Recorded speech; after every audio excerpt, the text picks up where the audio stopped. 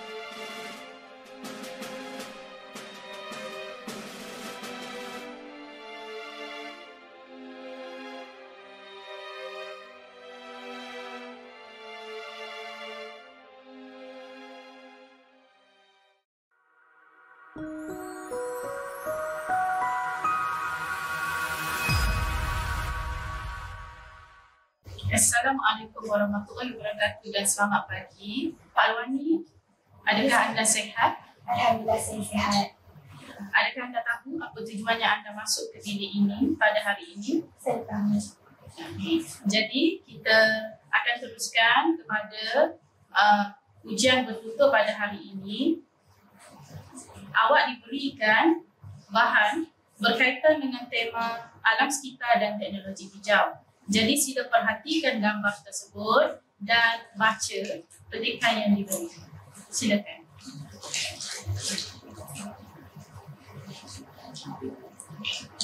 Punca utama pencemaran air ialah bahan buangan domestik seperti sampah sarap dan bahan pembahan.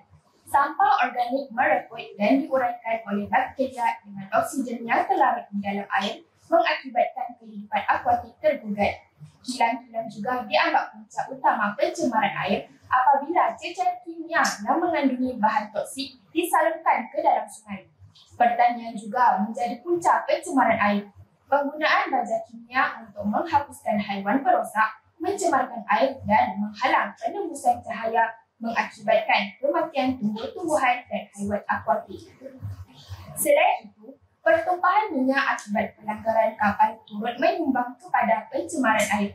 Minyak yang mengalir ke laut akibat kebocoran tangki minyak akan menutupi lapisan air dan mencemarkan laut. Baiklah, terima kasih Alwani. Adakah anda sudah bersedia untuk sesi soal jawab? Ya, saya sudah bersedia. Okey, tanpa membuang masa, untuk soalan yang pertama, nyatakan punca-punca pencemaran air. Punca-punca pencemaran air adalah disebabkan oleh bahan buangan seperti sampah sarap dan bahan pembahan yang dibuang ke dalam sungai. Selain itu, kilang-kilang juga dianggap punca utama pencemaran air.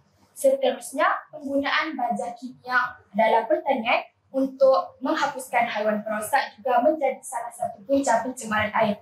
Akhir sekali, pertumpahan minyak akibat pelanggaran kapal turut menyumbang kepada pencemaran air. Bagus, Alwani. Untuk soalan seterusnya, apakah kesan-kesan pencemaran air kepada hidupan akuatik? Kesan-kesan pencemaran air kepada hidupan akuatik ialah hidupan akuatik akan tergugat kerana sampah organik yang dibuang ke dalam sungai mereput dan diuraikan oleh bakteria dengan oksigen yang terlarut di dalam air. Selain itu, kehidupan akuatik akan mati akibat penembusan cahaya ke dalam air terhalang dan minyak yang tercemar akan menutupi lapisan air. Baik, kita teruskan lagi dengan soalan seterusnya. Dengarkan betul-betul. Pada pendapat anda, apakah langkah-langkah untuk menangani isu pencemaran air? Pada pendapat saya, langkah-langkah untuk menangani isu pencemaran air ialah pihak sekolah memainkan peranan penting dalam mendidik para pelajar tentang kepentingan sumber air dan penjagaan alam sekitar. Hal ini demikian kerana anak murid sedari usia muda perlu diberi kesedaran terhadap kepentingan sumber air kepada hidupan akuatik. Selain itu, pihak kerajaan pula perlu lebih komited dalam melakukan tindakan penguatkuasaan dengan lebih tegas, terutamanya terhadap kilang-kilang haram yang membina kilang di kawasan berhampiran sungai. Bagus, Alwani. Saya teruskan lagi dengan soalan seterusnya. Okey. Kurang kesedaran kepentingan sumber air, punca masyarakat tidak mengambil kisah tentang pencemaran air. Ulaskan. Jika dikaji hingga ke akar umbi, masyarakat pada masa ini memandang enteng terhadap kepentingan sumber air kerana mereka menganggap sungai seolah-olah tempat peletusan sampah sarap, sisa pertanian dan industri. Sehubungan dengan itu, sesetengah pihak kurang prihatin terhadap kesan yang akan timbul pada masa akan datang sekiranya isu ini berlarutan tanpa penyelesaian. Selain itu, kesedaran masyarakat pada masa ini dilihat berada pada tahap kritikal akibat kurangnya pemahaman dan pengetahuan tentang ilmu ekologi. Tamsirnya, kilang-kilang membuang sisa kimia ke dalam sungai tanpa memikirkan kos sosial yang akan ditanggung oleh masyarakat setempat. Baiklah, Alwani, terima kasih atas jawapan awak yang sungguh baik. Jadi, sehingga di sini sahaja. Selamat maju jaya dan terima kasih. Sekian, terima kasih.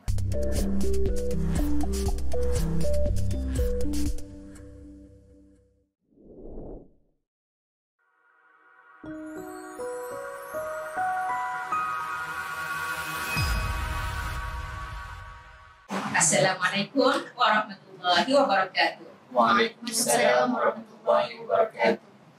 Baiklah, kali ini kita berada dalam sesi yang kedua untuk ujian lisan, iaitu acara berkumpulan.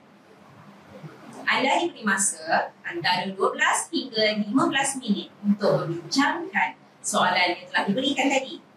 Sebelum itu, dengarkan soalan yang akan dibaca. Dasar satu murid satu sukan telah dilaksanakan di sekolah-sekolah seluruh negara untuk memastikan setiap murid diberikan peluang melibatkan diri dalam aktiviti sukan sama ada pada peringkat sekolah, daerah, negeri dan kebangsaan. Dasar ini telah banyak memberikan faedah kepada semua murid. Ulaskan pernyataan tersebut. Diulang sekali lagi. Dasar satu murid satu sukan telah dilaksanakan di sekolah-sekolah seluruh negara untuk memastikan setiap murid diberikan peluang melibatkan diri dalam aktiviti sukan sama ada pada peringkat sekolah, daerah, negeri dan kebangsaan. Dasar ini telah banyak memberikan faedah kepada semua murid. Ulaskan pernyataan tersebut. Persilakan. Assalamualaikum warahmatullahi wabarakatuh dan salam Malaysia prihatin. Dasar satu murid satu sukan yang telah diperkenalkan oleh mantan Menteri Pendidikan Malaysia yang berhormat Tan Sri Muhyiddin Yassin pada tahun 2011 telah memberi satu impak yang positif kepada semua murid. Dasar ini telah membuka banyak peluang kepada murid untuk menjadi lebih profesional dan hebat dalam bidang sukan. Malaysia yang masih ketandusan atlet dan juga pakar-pakar sukan hendaklah membukakan cadangan dan manfaat di dasar satu murid sukan telah banyak manfaat.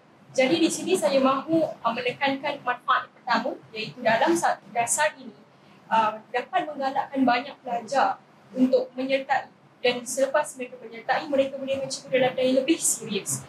Jadi di sini melalui penyertaan mereka setiap murid diberikan peluang dan juga ada potensi untuk menjadi lebih hebat dalam bidang ini. Dan di sini tegasnya pihak sekolah terutamanya perlu menyediakan kemudahan yang lebih maksimum kepada murid-murid dalam menyertai bidang sukan. Saya setuju dengan Aina. Bukan itu sahaja, pada pandangan saya, dasar satu murid satu sukan ini memberi banyak kelebihan kepada pelajar-pelajar di mana dasar ini akan menunjukkan pelajar yang mengamalkan atau menerapkan budaya mementingkan kesihatan dalam diri mereka. Pelajar-pelajar yang lazimnya terlibat dalam aktiviti sukan di sekolah akan lebih mempunyai otak yang cerdas berbanding pelajar-pelajar yang lain. Hal ini akan menyebabkan aktiviti pembelajaran dan pengajaran di kelas akan menjadi lebih mudah dan mereka akan skor di dalam peperiksaan. Bukan itu saja, dasar satu murid satu sukan ini juga dapat mencukil bakat para pelajar di sekolah-sekolah. Guru-guru dapat mencukil bakat pelajar-pelajar kerana sekarang pelajar-pelajar kurang berkeyakinan dan segan untuk menunjukkan bakat yang mereka ada di dalam diri masing-masing.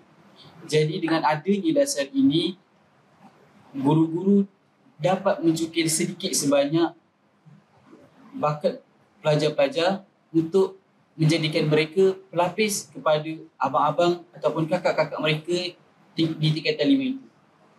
Di samping itu, bagi pendapat saya pula, dasar satu murid satu sukan ini diwujudkan untuk memberi akses kepada semua murid agar mereka memperoleh manfaat dan faedah daripada perlibatan mereka dalam sukan, khususnya untuk murid yang kurang atau tidak aktif dalam bidang co-curricular.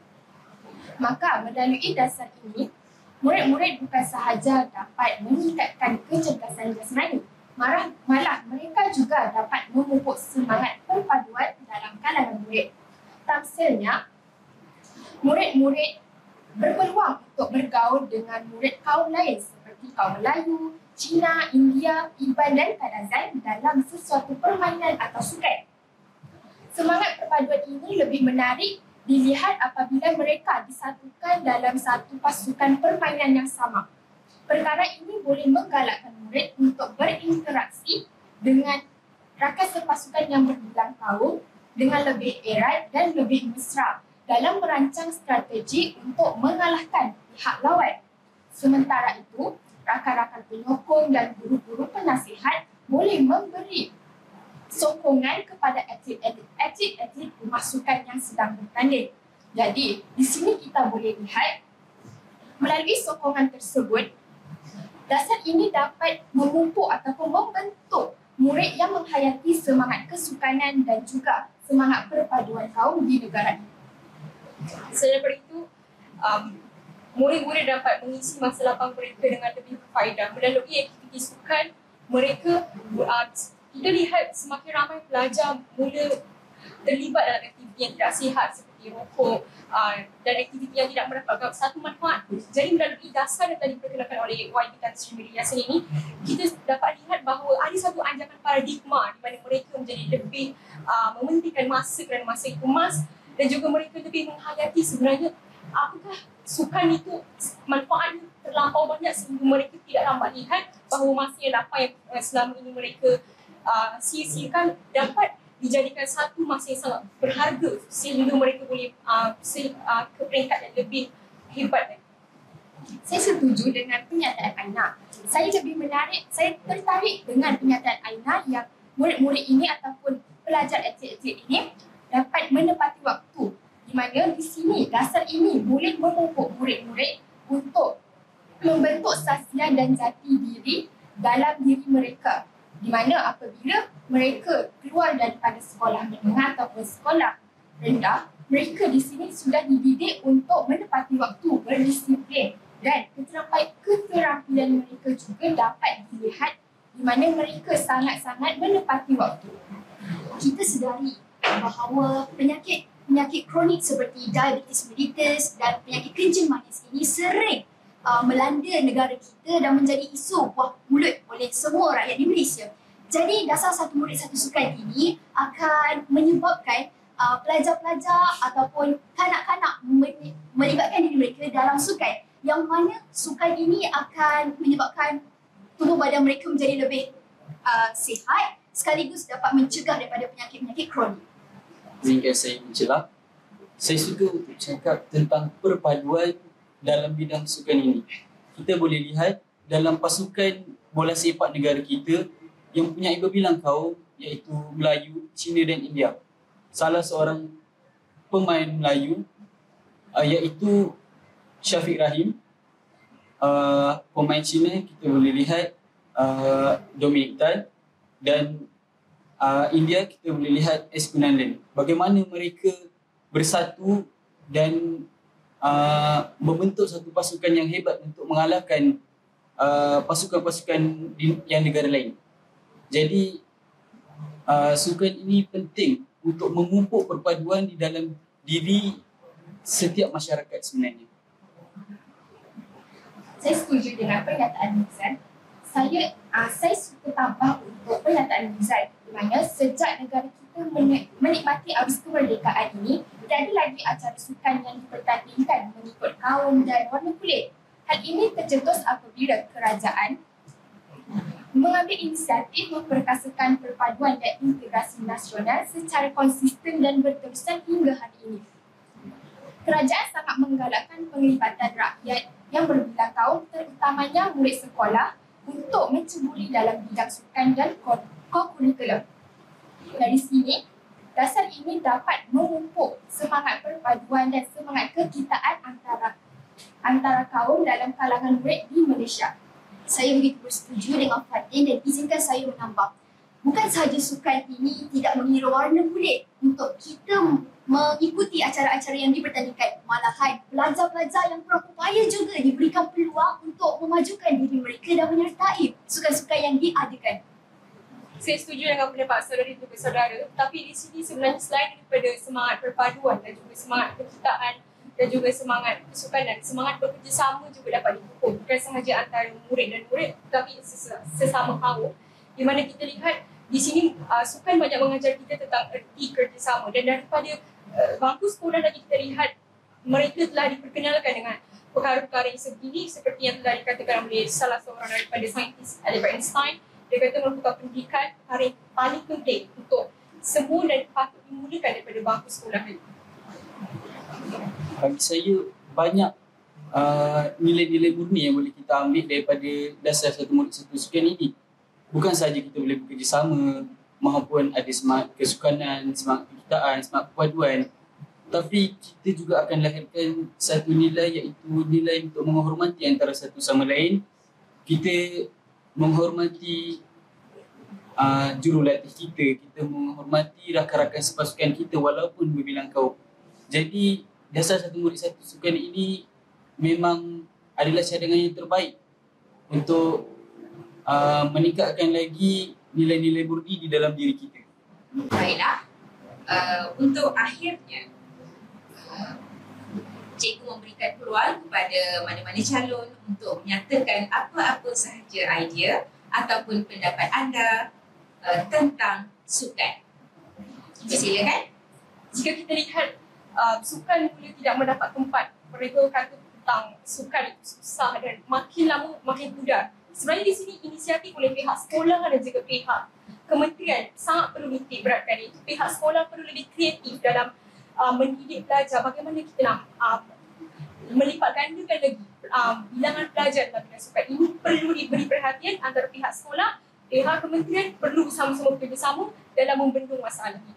Dalam pihak sekolah contohnya mereka perlu mengadakan lebih banyak lagi latihan dan perlu dan bukan sahaja latihan tetapi kemudahan jika kita lihat ramai pelajar kata mengapa mereka tidak mampu menyertai sukan kerana dia ada kemudahan yang cukup, kerana dia ada peralatan ini dan itu. Dan itulah di mana peranan sekolah, mereka perlu menyediakan kelengkapan yang lengkap dan untuk pihak kementerian pula dengan menyediakan lebih banyak lagi pertandingan dan juga kempen kepada pelajar-pelajar tersebut. Saya bersetuju dengan Aina. Namun begitu, situasi pandemik yang melanda seluruh negara mungkin menjadi alasan kepada pelajar-pelajar di Malaysia untuk menyertai acara sukan yang diadakan oleh pihak-pihak sekolah. Namun kita tidak sepatutnya lupa akan idea dan cadangan kerajaan yang mengadakan pelbagai pertandingan di dalam talian. Baru-baru ini, saya menyertai satu pertandingan bola jaring peringkat daerah dan bakal membawa nama sekolah ke peringkat negeri. Saya sangat bangga dengan idea ini dan saya harap idea untuk memajukan sukan ke peringkat antarabangsa tidak berakhir di sini saja. Saya juga setuju dengan pernyataan Aina dan Aina di mana kepunca-punca murid-murid ini kurang menyertai aktiviti sukan dan kurikulum kerana mereka mempunyai perasaan malu untuk menyertai kerana murid-murid yang lain akan menggelakkan mereka jika mereka tidak mencapai apa yang mereka inginkan. Jadi pihak sekolah perlu menggalakkan lagi dengan mengadakan acara-acara seperti yang Aina sertai dalam secara talian di mana tidak ramai akan melihat, hanya gurunya yang melihat. Jadi di sini kita boleh katakan yang pihak sekolah dan kerajaan juga boleh mengadakan pertandingan ataupun permainan sukan dalam keadaan normal baru. Baiklah, anak-anak tentu nak tahu apa tips yang boleh diguna pakai untuk menjawab soalan ujian bertutur. Baiklah, yang pertama Cikgu Ijah nak kongsi. Baik anak-anak, rajinkan untuk merujuk buku teks tingkatan 4 dan juga tingkatan 5. Kerana dalam buku teks itu terdapat banyak tema yang boleh kita guna pakai bagi menjawab soalan ujian ini.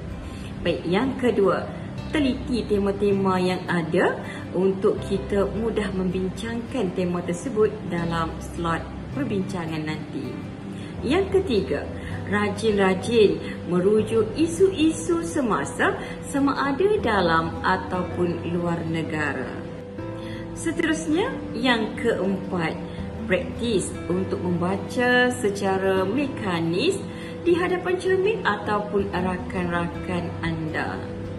Yang kelima, praktis bercakap di hadapan cermin dengan sebutan, intonasi dan nada yang betul supaya dapat membantu anak-anak menjawab soalan ujian bertutur.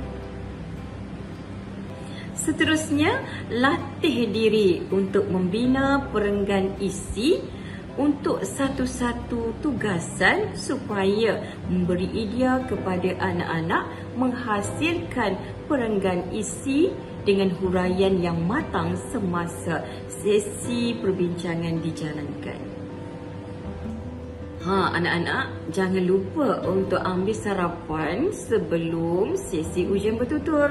Kita tak nak lapar anak-anak ya, sehingga mengganggu sesi ujian bertutur nanti. Dan yang terakhir, jangan lupa duit. Apa itu duit? Duit D untuk doa, U untuk usaha, I untuk ikhtiar dan T untuk tawakal. Selamat berjaya untuk anak-anak SPM 2021 daripada Cikgu Ijah. Bye.